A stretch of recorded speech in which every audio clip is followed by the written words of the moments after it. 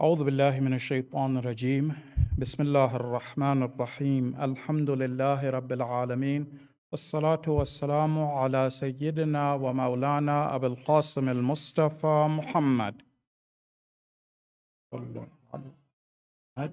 عليه وسلم وعلى أهل بيت الطيبين الطاهرين المعصومين لا سيما بقية الله في الأراضين روحي وأرواح العالمين له الفداء رب اشرح لي صدري ويسر لي أمري واحلل عقدة من لساني يفقهوا قولي. Dear brothers and sisters, welcome back to our third edition. The lecture series this year is called The Transition. And what we've started with this year is the Barzakh, our beginning or our initial stage as we transfer from this world into our final abode. Where we left off yesterday was talking about the questioning, or as I was calling it, the interrogation of the angels, which was something very, very serious. And then now what we're going to be doing is we're going to be starting off with the squeeze in the grave. So remember, brothers and sisters, they said there was three things that take place for us inside the grave. One of them was the interrogation. Secondly was that pressure of the grave. Again, these are assuming that we haven't done enough to be able to ward these things off. And then finally was seeing or witnessing our actions when we watch them take on a corporal form. So of course, each one of those things by themselves, it would be too much. But then to have all three of them come in together is a bit much for the soul, for the ruh, and the person really is under extreme pressure. Again, when you look at the ahadith, I mentioned this yesterday, the idea of these happening in real time, as opposed to you and I kind of breaking it down, making it something academic where we can go over, okay, this happens and this happens. The idea of this all happening all of a sudden and then at the same time, for instance, because we're told that the questioning takes place while we're being crushed in the grave. So this is hadith from Imam Sadiq alayhi salatu wasalam. He says, Yus'alu wa huwa madghut. So with the crushing of the grave, at that same time, then you have the angels who, as I was mentioned in some of the ahadith, that their eyes are flashing like thunder. They're rapid fire questions. And these aren't questions that you and I can answer like you memorize for a test. These are our beliefs. And then what's at stake is paradise or hell. So then all of that pressure is on that person. Now what we'd like to talk about a little bit is the idea of the squeeze in the grave. If we can, we want to talk about some of the things that you and I can do in this world to alleviate this. What are things that we could do? What are things the Ahlul Bayt mentioned? That of all of the sins, all of the bad things that someone could do, there are certain, we're going to mention about 6 or maybe 7 of them, things that the Ahlul Bayt said, these definitely should be avoided. These have a direct connection with that squeezing in the grave. After that, then we want to move on to the actions taking the corporal form. So, inshallah, we'll kind of see if we can wrap all of that up today, but we'll begin with a salawat ala Muhammad wa ali Muhammad. Salli ala Muhammad wa ali Muhammad wa ajil farajum. If you look at some of the ahadith, it seems that almost everybody gets a taste of the squeezing in the grave. But then I'm going to mention another hadith from Imam Sadiq that again gives us hope that if we're able to take care of certain things, maybe we can avoid it. Let's see. Let's look at the hadith. The first one says this, إِنَّهُ لَيْسَ مِن مُؤْمِنٍ إِلَّا وَلَهُ ضَمَّةٌ.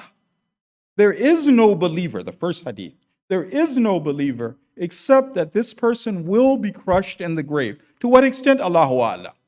On the other side, though, we do have that hopeful hadith from the Imam where he tells us, the man was asking, he said, well, all those wonderful things, again it was Abu Basir, if all of those wonderful things that you described take place, what about the getting squeezed in the grave? And the Imam said, Hayhat, ma ala al-mu'minina minha shay'un.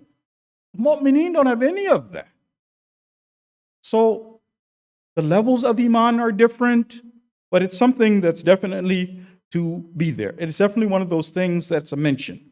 Now, there are certain things that the Ahlul Bayt have said cause this, meaning out of all of the sins, because I mean, obviously, our chance in this world is to First of all, make tawbah. This is the month of Ramadan.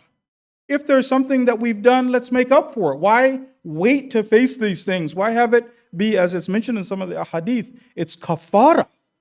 Why go into the next world with a kafara, with sins that I haven't made up for? It's better to take care of it here. But what are some of the sins, some of the problems, the issues, the spiritual diseases that the Ahlul Bayt have said, if you have these, then this is something that's really we need to be concerned about.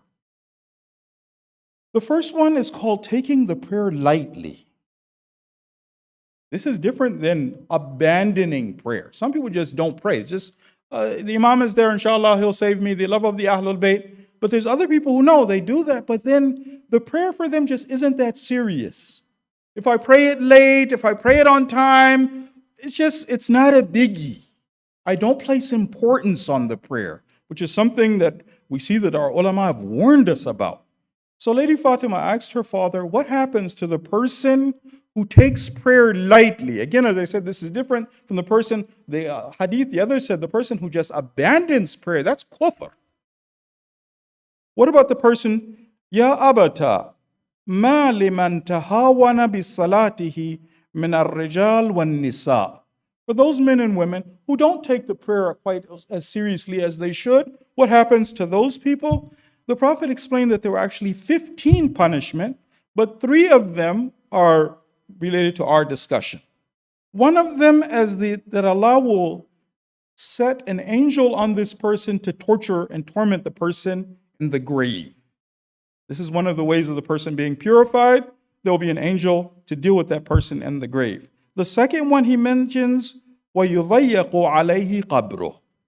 The grave this person will be under a lot of pressure from the grave. And the third one is that instead of the grave being light, remember we talked about the good mu'min, how the grave will be expanded, the door from heaven. This person who takes the prayer lightly will find that the grave is very dark. Another one that's mentioned, number 2, are those people who don't take the rules of tahara and najasa seriously. Now, again, this doesn't mean falling into the trap of waswas, which is a sin. That's a sin. So we're not talking about going above and beyond. The Ahlul Bayt have said, consider this tahir. We consider it tahir. It's a sin to act on waswas. We're not talking about that. But there's some people who it's just not that important. It's clean. Who cares? The rules. And you see that sometimes. That's actually one of those things that can lead to the squeezing in the grave. The third one is actually really important. In some of the hadith, it says a third of the squeezing and the pressure in the grave comes from this third one. And that is ghibah, backbiting. I don't know how many of us remember when we read the statement of Imam Khomeini. I mean, not the statement. Many of us have probably read the 40 hadith, and there's beautiful discussions over there. One of the discussions is about the concept of ghibah. This hadith was the first time I saw this hadith was over there, where he quotes, this is a hadith from Imam Ali. It says, "Ijtanib al-ghibah," avoid backbiting, stay away from it, don't do it. Because remember, in Islam, listening to ghibah is also a sin. So one time, God forbid, I'm the person who will talk about others. And of course, there are some exceptions. When is it allowed? We need to find that. Like any other rule, when is it allowed for me? When is someone allowed to do ghibah? But let's say it's one of the cases where I'm not actually backbiting, but I'm listening when somebody else does it. And I don't defend the person. Because if you look in the rulings, they say that either you try and say, no, inshallah, that's not the case. But sometimes the way the person's explained, there's no way to say that that didn't happen. Then you again say something like, well, people can make mistakes, somehow defending the person that, but let's say somebody didn't do that. The Imam says, he says, avoid backbiting. He says it's part of it's the food of the dogs of hell. Inshallah, when I go a little bit further into the actions taking on a corporal form, you'll see what that means. But in the meantime, one of those that's to really be avoided is backbiting. Another one that you'll find is very serious, and it can out or undo a lot of our good deeds, is if we are not the most pleasant of people to be around in our homes. So it might be that the story that I'm about to share is about a father. He was a father, and unfortunately, his akhlaq was not the best in the home. But it might be a son, a daughter, a sibling, people who are working closely with another group of people. And what's so interesting is sometimes you'll find that the person's oblivious to how others feel from them. It's hard to even correct a person sometimes because I don't see how toxic of a person I am. There was one time when at least I know that, look, that's an area that needs to be addressed. I'm not very pleasant to be around. I'm not a pleasure to talk to. It's not easy to hang out with me. I make life hard. People walk on eggshells around me. But you'll find sometimes a person didn't even know. Now, the story that's shared and the thing, and it just makes us, again, so concerned, is because the person who unfortunately had this, and we all got to learn this lesson, was one of the great companions of the Prophet. To the extent that some of the researchers said that if he if he was alive at the time of Saqifa, he would have been one of those people who would have turned the tides. He was that kind of a strong companion.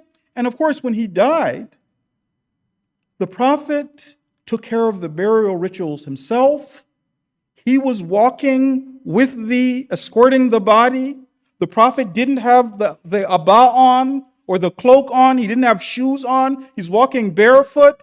Then not only that, he would put his hand on different areas as they're carrying the body. The Prophet's moving his hand to one side. The Prophet's moving his hand to the other side. After that, then the burial rituals, all these things, the Prophet over there smoothing out the grave. And then after that, his mom was so happy about it. She was like, Ya Sa'd, haniyan lakal jannah. Just watch what the Prophet did. Your place is in paradise. And right there, the Prophet stopped her. He said, Sa'd, don't make a rule for God. Don't say something definite's going to happen. Right now, Sa'd got that squeeze. The believers, they waited till everything ended. Then they came to the Prophet and they asked him, they said, well, what did we just see? We see you walking. He said, well, there were so many angels. He had told them 70,000 angels. Hand on the right side, hand on the left side. That was Angel Jibreel. My hand was in his hand. You did all of these things. And then after that, then the Prophet said the sentence, Naam, innahu kana fi khulqihi ma ahlihi su'a. Unfortunately, he wasn't the easiest person to get along with at home. So as I said, if it can outdo somebody who was at that low. I mean, the poor guy, the reason he died was he was hit with an arrow, and then finally he bled out and he died, and then he went back to meet Allah. But still, that didn't cancel out how he mistreated people. He's just mean. And some people were like that. A very good Muslim, makes salat, pays zakat, do so many good, but I'm just mean. Words are harsh, not a pleasure to be around. Another one that again is mentioned in the ahadith, and one of the things that it causes is if in the intimate relation, this is for a married person, the person kind of starves their spouse in the intimate relationship. That person is under pressure in this world. They're a mu'min or mu'minah. I'm not taking care of that. How it shows up in the next world, the person who starves the spouse in the intimate relationship is in the punishment in the grave. So that's another one. So now, these are some of the things that were mentioned. Of course, the general principle is the idea of tawbah before the month of Ramadan, tawbah during the month of Ramadan, changing the akhlaq, bettering oneself, staying away from those sins, asking for forgiveness.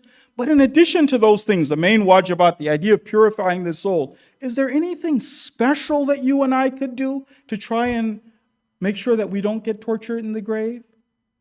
There is one thing that's mentioned, and it's very, very special if we can do that, and that is to perform, and inshallah we'll get to do that. Let's see what happens with Corona, to be able to do the ziyarah of Imam Hussein. If we can make it, to actually perform the ziyarah of Imam Hussein. And the hadith of Imam Baqir he says that if people knew what was in the fadl, the merit of doing ziyarah of Imam Hussein, he says, lamatu shawqan. They would have died just longing for this opportunity. So what happens if we're able, I'll just give you, because the hadith is pretty long, but there's many things that are mentioned. One of the things that's mentioned in the hadith is this. If you die in the year in which you perform ziyarah of Imam Hussein, then out of the things that happen, one of the things is that the angels of rahmah are present when you're buried. When you're dying, they're present. They're present when you're shrouded and you're getting the ghusl. They're reciting istighfar for you, but not only that, they escort you to your grave. Then, after that, when they're escorting you to your grave, one of the things that's mentioned is, the grave becomes expansive as far as the eye can see. But then one of the promises is that Allah will make you free from two things. One of them will be free from the squeezing of the grave, and the other one is the interrogation of Nakir and Munkar. One of our urafa, he actually happened to be going to the graveyard. And when he went to the graveyard, he went with some of his friends, some of the people who were close to him, he went. When he went to the graveyard, then he just smelled this wonderful scent, otherworldly. He asked those who were with him, he's like, do you smell anything? No. He went to the caretaker of the graveyard and he asked him, he's like, was somebody buried here? He said, yes, just now there was a person who was buried, and he led the small group over there to the graveyard of that person. When they came over there to the graveyard of that person, some of those who were with the Arif were also able to smell the wonderful scent. And then he explained the secret. He said, this man was a lover of Imam Hussein. He was someone who would perform that ziyarah of the Imam. When he died, the Imam came to see him. That scent was from the Imam. And because of this individual, the punishment was lifted from the grave, even of those who were around him. So one of the things that we can do to try and take advantage of being Shia is, inshallah, at least make the niyyah of trying to go over and visit the Imam. Now, the next thing we want to talk a little bit about is the idea of our actions taking on a corporal form. This is another definite article of faith. Many ayat of the Quran, many ahadith of Ahlul Bayt, that the actions that we do, as I mentioned it yesterday, the idea that we are guest and host.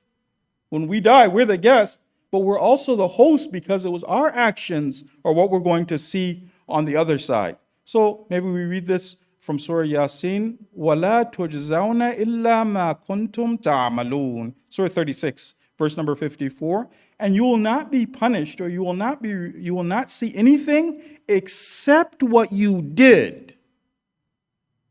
There's no jaza except what we did. Or we have in some ahadith where it says that paradise is this field, this plain, you could say. But what plants the trees are our dhikr, our words, what we're doing. We're building our own paradise. Once the Prophet wanted to teach this concept to one of his companions, a man named Qis. So he told Qis, he said that, Qis, you have a companion, and you're going to be buried with him. He'll be alive, but you'll be dead. If he's noble, he'll take care of you and he'll honor you. But if he's evil and low, he'll leave you to your own devices. He'll be raised with you, and you'll only be asked about him. Make sure he's righteous. If he is, you'll be comforted by his presence. If he's evil, the only reason you have to be fearful is him. And that person is your actions. وَهُوَ فِعْلُكَ. So in the hereafter, you and I, why be afraid of anything? Why not take care of it here? The good deeds that we're doing here, they count over there. Why be terrified, paralyzed? Let's take care of it. So one of our greats is, and maybe you've heard his name, a man named Sheikh Baha'i. one of our greats. Even when it came to the building, the shrine of Imam, or some intricate things about the shrine of Imam Hussein, Imam Rida alayhi salam, Shaykh Bahai. Anyhow, one of our greats. So what happens is that he had a friend who would go often and visit the graveyard. He asked his friend once, he said that, did you ever see anything like incredible in the grave? His friend used to go there. He would ponder over death. He said, actually, I did. He said, just the other day, I was in the graveyard, and then I smelled this wonderful smell, unlike anything I've smelled in this world. It was so pleasant. He said it was so amazing that I started looking around the graveyard to see where is this scent coming from. He said, and then suddenly I saw this handsome young man wearing the nicest outfit walk over. There was a grave that had been just dug. It had been dug, was recently dug. They had buried someone. He walked over to that grave and then he disappeared. He said, and then after that, I smelled a stench that I had never smelled. I look over, it's a dog. The stench, the otherworldly stench is coming from that animal. It also went to the grave and then it entered inside the grave. So I was just sitting there in amazement. What just happened? What did I see? He said, when suddenly I see the young man come out of the grave. But he doesn't look like how he looked when he went in. He's bloody, he's battered, he's wounded, he's leaving. So I go over to catch up to him. I run up to him. What happened? The person says, I was the good deeds of the man who just got buried. The plan was that I would be in his grave and I would accompany him. He said, but the animal you saw, that dog that you saw, that was his sins. And because his sins are stronger, he had done more, he was more wickedness, the dog overpowered me. He said, so now my job is to leave. I'm leaving until he gets purified. Once he gets purified, I'll be back. So Shaykh Bahai, he explains, he said that was actually a true spiritual disclosure. Because this concept of seeing our actions take on the corporal, it's an article of faith. Ayat of the Quran, hadith. وَوَجَدُوا مَا عَمِلُوا حَاضِرًا. They will find that which they did present. What they did. وَلَا يَظْلِمُ رَبُّكَ أَحَدًا. God's not an oppressor to anybody. The believers, that's them, that's it. So what happens is, obviously, the sins, those are what we want to avoid. The whole idea of coming in the month of Ramadan, of giving ourselves this hardship, istighfar, dua, is to avoid the sins. Because when things take on that corporal form, in the hereafter, it's going to be hideous. Meaning, in some of the ahadith, the Prophet has said that pigs and apes will look beautiful compared to some individuals. The form that people will take, the akhlaq of the person, the form that it takes, it's going to be incredible over there. Again, with these stories of the Urafa, one of the Urafa happened to be present when a man was burying his wife. One of his friends is burying his wife. As he was burying his wife, then suddenly the Arif turns to the guy and he starts asking him about the state of his wife. And the guy's like, oh, she's dead. He said, no. Right now, you don't know it. You can't see it. Your wife is screaming for help. She's begging you to forgive her.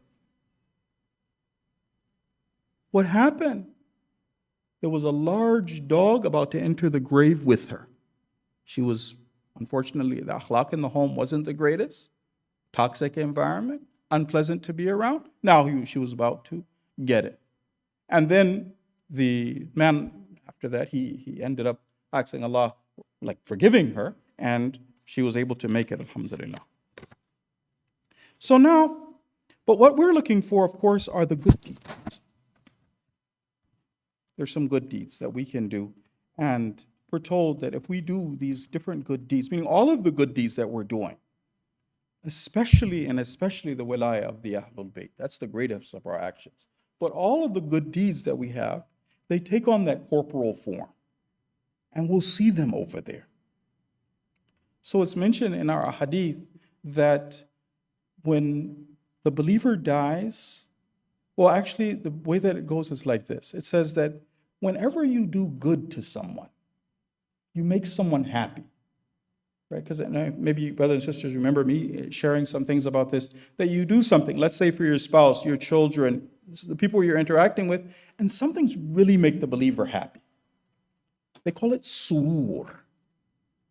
That happiness that you put in the heart of another believer, that shows up on the day of judgment. Actually, it shows up as soon as you die. It enters the grave with you. And then from the very beginning, it's encouraging you, giving you good tidings, telling you everything is going to be okay. It's there with you in the grave. Even when you're raised, then again, it's with you, giving you the good tidings. So as it's accompanying you on your journey, one of the things that's said is that the believer will actually ask, well, who are you? And then the person identifies themselves and they say that actually I'm that happiness that you put in the heart of such and such believer. So all of the deeds that we do, we don't want to count any deed that we could be doing as small or unimportant. This doesn't make any difference. Something like that even is something that will be accompanying us, and we'll see it on the other side. The last hadith is one that, again, makes you and I lucky to know who we are as followers of the Ahlul Bayt. And one of the things about this discussion about the hereafter is that we get a chance to know a bit more of who the Ahlul Bayt are and how important they are and how lucky we are to have them as followers, to have them as our imams and to be their followers. So what happens is this hadith says that when you die, إِذَا مَاتَ الْعَبْدُ الْمُؤْمِنِ, so when a mu'min dies, دَخَلَ فِي قَبْرِهِ سِتَّةُ صُوَرٍ. There are 6 forms, 6 beautiful forms that enter into your grave with you. One of them, though, is more beautiful than the others, more well put together, more attractive, smells more pleasant than all of the other forms that are there. That one, that beautiful form, asks the others to identify. Oh, by the way, it says that each one of them is warding off dangers from you in the grave. The most beautiful one, the most handsome of them, tell the others, may Allah reward you on my behalf. Identify yourselves. Who are you? So the one on the right says that I am Salah. The one on the left, I am Zakah. The one behind you, Hajj and Umrah. The one in front of you, they go through each one of these things. The one who is by the feet, so the one who's in front will say, I'm your fasting for the month of Ramadan. The one who's by the feet will say, I'm your kindness to other believers. And then they ask, well, who are you? The one that was the most beautiful, the most attractive. And that person says, Ana al-wilayatu li Muhammad sallallahu alayhi wa ali Muhammad. So Allahumma salli ala Muhammad wa ali Muhammad. So of course, our belief and our actions, each one of these things is important, our prayer, our fasting, but the greatest of all of them, the greatest gift that Allah has granted us is that we are attached to this family. And some of the ahadith, it's mentioned this is from Imam Sadiq, and one hadith it says that the person will be asked, remember we said that when you're first interrogated in the grave, it's about those main beliefs and then certain main core actions. So it says, يُسْأَلُ الْمَيِّتْ فِي قَبْرِهِ عَنْ خَمْسٍ. He'll be asked about 5 things. عن صلاته وزكاته وحجه وصيامه وولايته. Right? You'll be asked about the salah, the prayer, these things, but they'll also be asked about the wilayah. And then the wilayah will speak on behalf of the others and say, wherever you were flawed, then it's on me to fix it. So inshallah, we ask Allah to help us die with the wilayah of Ahlul Bayt, alayhim as-salam, and to be raised with them on the last day. صلوا على محمد وآل محمد.